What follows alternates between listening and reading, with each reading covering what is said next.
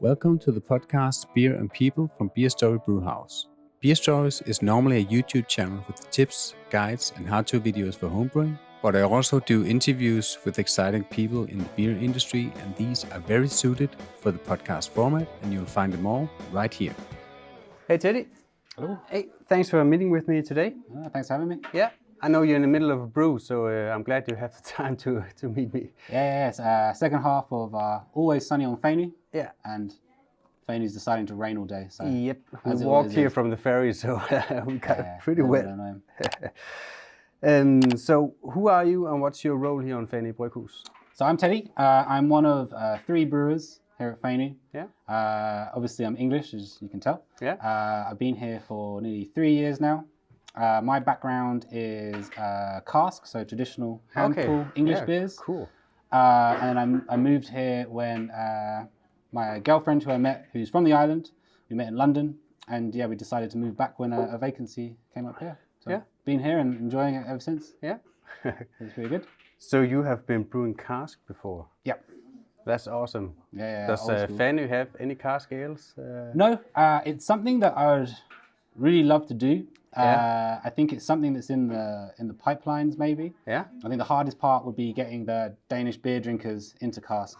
Yeah. A little bit tricky. But we've got some ideas to do more kind of like modern style beers as a cask. Yeah. And then put it... I know there are breweries in England that have success with that, but also it's an English tradition. So yeah, exactly. But cask ale, if they are made the right way and served the right way at the right time, Perfect, yep. It's a great beer. Precisely. Like the thing with cask is it takes a lot more attention after you've got it into the barrel itself. As long as you keep it cool and you're keeping your lines all kind of sorted out, it can be really, really good. Yeah. And I think I'd love to introduce it or be one of the first breweries in Denmark doing it, basically. Yeah. It'd be a lot of fun. That would be awesome. So watch this space. Yeah. Cool. So how would you describe Fanø Bryghus in your own words? My own words. So we are obviously located on Fanø. We're quite a small brewery. We have... we kind of specialize in dark beers. I'd say that's what we do, a lot of really good beers. Yeah. We've been doing a lot more barrel aging recently, and that's gone down really, really well. Beers like Red Wedding and Whiskey Rye are really good. We're 3 guys, all really into beer. And we're just trying to do the best beers we can, really. Only available in bottles at the moment, and kind of in Denmark, but we want to kind of expand it. It's a really good place to work. It's really good quality beer, in my opinion. It's also quite nice because we're quite blessed with Fanø being a destination, like a holiday island. Yeah. So in the summer, the tap room's always packed and stuff, and it's a really good atmosphere and things. Yeah, and exactly. Seeing the beers kind of We're sitting in the tap room now, and it's a great atmosphere in here, even though there are a few people. Yeah, exactly. It's just really cozy and the idea is to kind of make a place where you kind of want to sit and have a few beers, basically, and just chill out, which is always good. Yeah. Play some board games and things like that. Yeah. So, it's pretty good. Cool. So what's your mission here? Do you have something that you aim for? Or? Yeah, I think we're determined to make the best beer we can and try and make beer that we really enjoy as brewers to drink. And also, obviously, trying to kind of create beer that everyone will enjoy.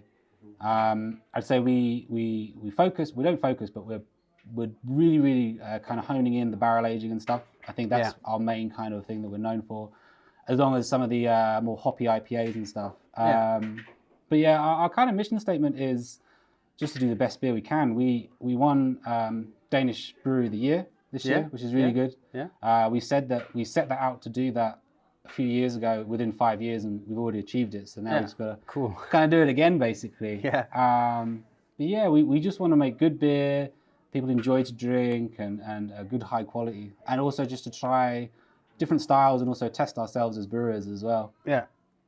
Okay. So as a brewer and as a beer lover, I guess, is it fun for you to make the same beer, or do you want to experiment, or which way do you think is most fun for you? I think you can find fun in both of them. I think one of the most enjoyable things about brewing the same beer over and over again is really kind of making sure that it's the best quality you can. Yeah. So paying attention to the small things. So everything from like pH levels to temperatures and things like that. New beers are always really exciting, especially when you do them the first time, and then the hardest time is doing it again. Yeah. Basically. But yeah, we it's also just fun. I'm one of the people who just enjoy brewing. Yeah. So I could the whole process. And, exactly. Yeah. So it's quite fun. Yeah. Yeah. For me, I think it's kind of meditating. Yeah, exactly. Yeah. You can't do anything else, so you just calm down and just relieve your stress. You kind of you get into the zone, Yeah. and then you're just kind of like all these plates spinning, as I like to say, and you can just kind of really enjoy the process. Yeah, exactly. And then it's also nice. It's kind of like cooking. If you enjoy the actual process, then you get a nice product at the end as well, which is always good. Yeah, I think so too. Yeah. So you won Best Brewery. Yep. So yeah, that was really great, and that was actually one of my questions. Why do you think you did that? Because there are quite a few great breweries in Denmark now, so there's also a great competition, I think. Yeah, so we really tried to focus on getting beer out into Denmark and getting it across Denmark. So like I said, we're located on the west coast, and we've kind of got our home base here, like I was saying, with the summer tourism and stuff. So we wanted to do more kind of like tap takeovers and meet the brewers and things like that. I think the main focus has been on just customer care. So we do beer tastings mainly here, but also around the place. And I think one of the things that people said when they were voting for us was that just the tap room itself and the staff are so knowledgeable and enjoyable. Yeah. And I think we came out with some really good beers this year as well, which kind of like hit all the nails on the head really in that sense. Yeah. So I just think our quality of beer over the whole thing was really good. I think we've got really good seasonals as well, which also really helps. And yeah, I just think that we have a real kind of emphasis on kind of customer care as well, and making sure that the drinkers enjoy their beer. We never put out a beer that we're not happy with. No. In that sense. So cool. Yeah. So how do you develop new beer? So we try to basically sit around and kind of brainstorm. So collabs are a really good way of kind of coming across new beers. So we can kind of get together with another brewery and do something that we both kind of had our kind of mindset on. So things like collabs we've done recently, we've done an export stout, which is just a kind of a stout, which is a 7.3 and just really nice to easy to drink. Yeah. It's more experimental things such as a forest fruit sour aged on cocoa nibs and vanilla. Yeah. We've done a peach milkshake IPA as well, which is going to be coming out soon as well. I think really when coming up with new ideas, we try new beers or we've got like ideas. So I think all of us have got like things that we want to try, or like we come up with an idea and then how can we make that a real thing, and also on a big kit. We've got a pilot kit as well. So that's just like it's like a grain father, like the kind of all-in-ones. Yeah. So just a homebrew. Yeah, exactly. It's basically just a homebrew setup. Yeah. And what we'll do is, if there's something that we don't want to do on a big scale straight away, we'll try it on that. And then if it's good, then we'll upscale it basically. Yeah. And we'll try things like aging beers as well and different things in corny kegs and seeing how that goes. That's actually cool you do that because, it takes basically the same time to brew on a small grain file than on your big system. Pretty much. So, and it's mostly the time that's expensive for you, I think. So I know there's not many breweries that do those really small batches. Yeah. So we when we do it on the pilot kit, it's only like 2-3 kegs normally, and we have a series called Test Batch. So we're up to Test Batch 7 now, which is where we'll just do a beer, call it Test Batch, whatever, and then sell it only here at the tap room and see how it goes, really. Yeah. Okay. Yeah. Does any of the beers you have now in your core line, were any of those in the test batch or the pilot batch? Not in the core. No. So with the test batch, it would be more trying out a system. So things like when to add fruit, or how many oats can we add, like in the kind of grain bill and stuff, and get away without getting a stuck mash. Yeah. Okay. Things like that. Yeah. So really pushing the boundaries of the brew systems and. There was one test batch 6 was a raspberry sour, which came out really nicely. And that was something that we've done again on a bigger scale, but we didn't kind of label it and stuff. We just kept it as Test Batch 6. Yeah, because that's what people knew it as. Yeah, okay. So cool. It was pretty good. Yeah. So how did you get into barrel aging? So we've always had a small barrel age program. So 2018, Red Wedding came out, which is one of the beers we're most famous for. Yeah. And that's been doing it every single year. The reason the barrel program expanded so much, it was kind of a blessing in disguise. So during the second lockdown, we wanted to keep making beer, but obviously we didn't know how long the lockdown was going to last. No. We didn't want to do a beer and then it's like been sitting there for 3-4 months. So we just bought barrel after barrel after barrel after barrel after barrel. So we're up to 85 barrels now. Yeah. And the idea was to do beer now and have it ready in the future. Yeah. So we're still producing beer, and for us, patience is key with the barrel aging. So we normally do anywhere between 6 to 13, 14 months in a barrel. Okay. So that kind of worked out quite well. Yeah. In that way. And which kind of barrels is it? So we've got a really good connection. So we're really local to Stouning whiskey. Yeah. So all our whiskey barrels are Stouning. Yeah. But at the moment, we have a barrel dealer. Shout out to John Paul. He is a small guy. He's got a warehouse in France. And currently at the moment, we have red wine. We have red port, white port. We have Pablo Jimenez sherry barrels. We've got Jamaican rum barrels. Got some cognac barrels. What else have we got? There's so many. Yeah. We've got a few that are kind of souring as well that we're trying to make some more bruins and stuff. So what kind of beer do you put on the different barrels? Mainly dark beers, Yeah. I think. Stouts or? Yeah, the vast majority are imperial stouts. Yeah. We've also done so things like all slightly different. So some of chocolate or some of coffee or more lactose in them and things for the mouthfeel and stuff. Yeah. But yeah, mainly all stouts. We have done. We've got a barley wine in port barrels at the moment. In port barrels? Yeah. So that should be pretty good. Yeah, that sounds good. I think that's the lightest we've got. And then, well, like I said, we're trying to do like an old Brune style sour in one of the old whiskey barrels, basically, as well. Yeah. Okay, cool. What does this barrel aging mean for the beer? So barrel aging is so during the process of barrel aging, what's happening is the beer itself is kind of absorbing in and out of the wood.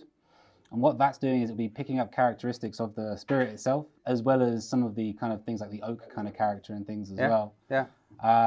So what you're doing is you're kind of maturing the beer in a state which will allow it to kind of absorb more of the spirit flavors. So things like you might get some of the kind of acidity from red wine, or you might get the kind of the warmth of the alcohol from the rum, for example. Yeah. And it just adds an extra layer of complexity to the beer itself. Yeah. It kind of makes it more of a slow drinker rather than a kind of down it when you're in a it's nice not a sunny session day. beer. Yeah, exactly. Yeah. But yeah, and it really just adds like an extra layer of the complexity. And like I said before, like patience is key. So the longer you leave it in there, the more it kind of has time. And as the weather changes as well, as it warms up, the beer will kind of expand into the wood, and then as it cools down, it'll kind of contract again. Okay. So, Yeah. But you can't leave it in there too long, can you? probably, yeah. I think there's some breweries will leave them in there for years. I think, depending on what it also kind of depends on what you're looking for, because some alcohol, such as like rum, for example, can be quite forward. And you don't want it to be overtaking the beer. You want it to kind of go hand in hand with the beer, basically. Yeah. You want it to kind of merge, Support really the beer, yeah, not exactly. overtake the beer. Yeah. Precisely, yeah. So how do you control that? Do you taste them every month or? Yeah, not every month. So we'll normally leave it in. I think the first testing is normally about 3 to 6 months in. Yeah. Some beer that we've done multiple times, we know like we're going to leave it for 12 months and it should be fine. The first time we do a beer in a barrel age, we'll test it and then see what it's kind of going. And also, each barrel is different. So it's not just one beer from one barrel. It'll be 6 to 8 barrels basically. So especially with whiskey barrels, you might find that you'd be like, okay, this one is really, really smoky. Yeah. Or this one's quite peaty. Okay. And then what you have to do is you pair the barrels with other barrels and then blend them together. Yeah. And then you just like a whiskey blender would do. Exactly. Actually. Yeah. But yes, we've left some in barrels for a long time just to see what happens. Yeah. And if we're just not happy with it as it is, then we'll just keep it in there, really. Okay. So yeah. And just to see what happens. Yeah, exactly. We'll keep it as long as we can, and just hopefully we don't have to dump it. Yeah, really. Yeah. Well, we haven't had any barrels we've had to dump. No. Like I said, the only one that's been in there for a long period of time is the souring one, just because it still isn't quite there yet. No. The nose is amazing, but we feel that it can go a little bit further with the acidity. Or, And we take notes on each barrel, and then we'll go back to the notes and kind of see, like, okay, so we're getting like vanilla and these kind of flavors from it, and then the next time you can go, okay, well, that's kind of smoothed out a little bit now, and now we're getting more of this and stuff. So yeah, cool. So which beer can be barrel aged, and which beer would you never do a barrel aged beer of? So normally the rule is the stronger the beer, a strong beer is good to put into barrels. Normally, is that from the alcohol? Because alcohol can what's called absorb or the aromas and some bitter or what is that? A little bit, and also the stronger the beer, the less likely it is to get infected as well. Yeah. Because it's sitting in you don't sterilize the barrel first. No. Normally the alcohol in there will kind of keep it sterile in that sense. But also, like, certain beers just don't pair well with spirits as well. So for example, you wouldn't put like a lager in a barrel. No. You wouldn't put well, you can put whatever you want in a barrel. I'm not going to stop you. From my experience, imperial stouts work really, really well in barrels, and also just kind of stronger, darker beers. Yeah. We've bounced around the idea of doing something like an imperial wheat beer in a gin barrel. Yeah. I think that's the only thing that we've kind of thought of. That's interesting. Yeah, just because it's never been done. So it might be really good. It might just not work at all, really. Yeah. I also think that the darker beers, because they're more roasted and more kind of chocolate elements to it, the spirits kind of work with them a lot easier. Yeah, and the tannins build up the body as well. And exactly. Yeah. Okay. So, which one is your favorite beer of these? With the barrel aging? Yeah. So I would, one of the more recent ones we've done is White Wedding. So Red Wedding is one that we've done for a few years now, and it's a very reliable imperial stout aged in red wine barrels. But we decided to do the exact same beer, but we aged it in white port barrels. Yeah. And it's silky smooth. Yeah. It's such a good drink and such an easy drink. And it's also really good because when you do like a side by side with the Red Wedding, they're just two completely different beers in that sense. Yeah. Other imperials or other barrel-aged ones I like, the barrel-aged Imperial Yule Porter is a really good one. So that's, again, a seasonal. Yeah. And that is a kind of cinnamon coffee style aged in whiskey barrels. Yeah. And that comes out really nice. Yeah, sounds good. Yeah. Yeah, cool.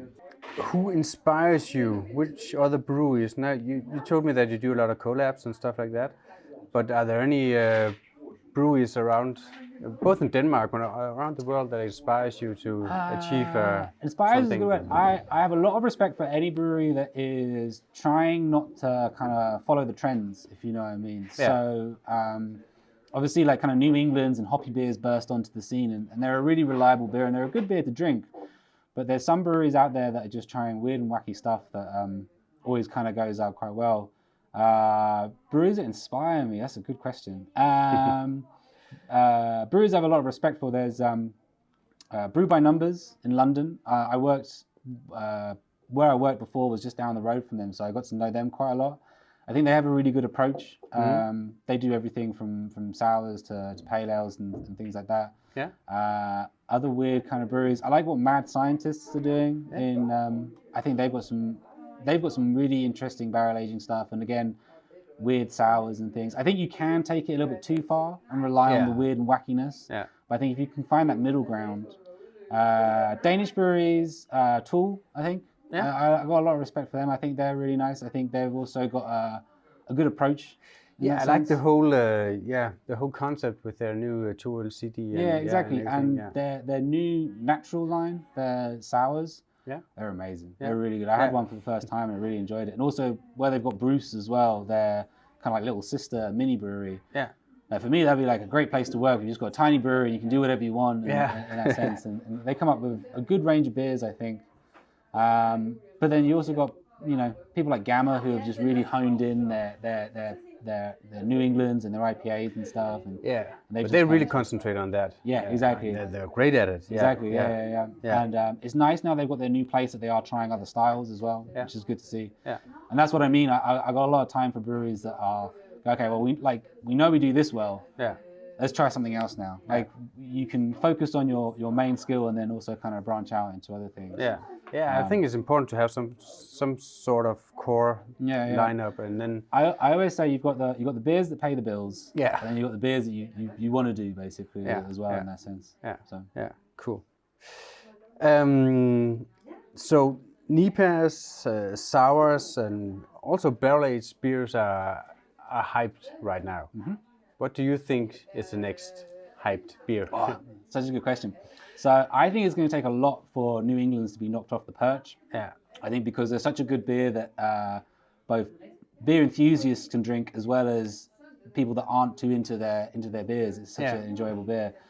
Beers, I think sours are going to come forward a lot more.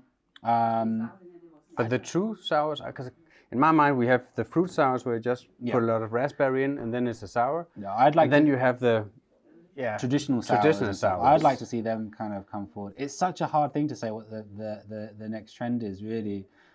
I think we might go full circle and see kind of like pale ales and the kind of more simpler beers kind of come back to fashion a little bit. Yeah. This IPL I think is a lovely beer. Yeah. Thank you. And I would drink this probably. I would like this more than a NEPA. I'm getting there where I'm. Yeah, you've had them. NEPA's like, I've had them now. You've drunk enough of them. Yeah, and I think and that's the thing. So that's why I think where sours are a little bit more newer, I think they're going to be the next thing that kind of takes off. Like you're saying, I'd love to see more natural, like kind of traditional sours kind of coming forward. But I think things like fruited sours, like some of the stuff that Oban are doing, I think they're a really good example of fruited sours. Yeah. And for me, I think the one beer that's going to be the next one to take off is a beer that both beer nerds love and also just regular drinkers enjoy as well in that sense. Yeah. But it's no one knows. Everyone's saying, New England's had its time in the sun, but I can't see it kind of leaving. But that's why I think pale ales and IPAs, like traditional, more bitter beers, would be a good one to kind of make a comeback in that sense. Yeah. Is Fanø thinking about doing any alcohol-free beer? We've played around with the idea of it. So our system that we have and our current kind of equipment, we can't really do one very well. We can't pasteurize it and things like that. We've had a few ideas. We've talked to a guy who does like a condensed syrup, basically, that you can then kind of put into it. And then that's your kind of sugar content. And then as you add it to the water, it kind of thins it out in that sense. We would love to do it, but again, like we only want to produce beers that we know are going to be good. In that way. I think it's definitely something we've always got our eyes on, but it's getting the equipment more than anything else and being able to do it well in that way. But it's something that we know that it's going to need to kind of take off soon because more and more people. You come to a brewery and you might want to enjoy a beer, but the only thing we can offer you that's non-alcoholic is a soda. So a little bit annoying. Yeah, exactly. But it could be nice to do one. Okay. Last question. What's next for you? Me personally or the brewery? Both. So I think I'm really blessed here. I can see myself working for Fanø for ages. I can't see myself moving on. It's such a good atmosphere to work in, and I feel like we're on the kind of like riding a wave at the moment. Yeah. The brewery itself, like I said, where we won Brewery of the Year, our next achievement is to improve on that and try and win it again next year. Yeah. Like I said, so we're going to start trying to do more collabs and do more inventive beers. We've always got our eye on trying to get a canning line, but obviously space is an issue with that. Yeah. But I think we're going to try and just be more active around Denmark, be more active on like the East Coast as well. Yeah. Try and make connections there to do more tap takeovers and things like that. Because we're available across the whole of Denmark, but we have a distributor that kind of sorts that all out. Yeah. But we're going to continue to do our barrel aging program. We're going to expand the barrel aging program. We're going to try and do more kind of interesting and different beers, as well as trying to introduce. We always try and introduce new beer, like at least 5 new beers a year that we do ourselves as well, and then come back to them and things like that. Yeah. But at the moment, it's just about kind of keeping up the success and to continue to brew good beer and also just to try and do new different things and kind of just keep active in the Danish beer market, really, in that sense. Yeah, cool. Well, that sounds good. Yeah. Yeah, thanks for your time. All right, thank you very much. Cheers. Cheers. Thanks for listening to the podcast Beer and People from Beerstories. Visit my YouTube channel Beerstories for how-to videos for homebrewing, tips, tricks, guides, interviews, and much more. You can also follow my blog on Instagram or Facebook or visit my website beerstories.dk.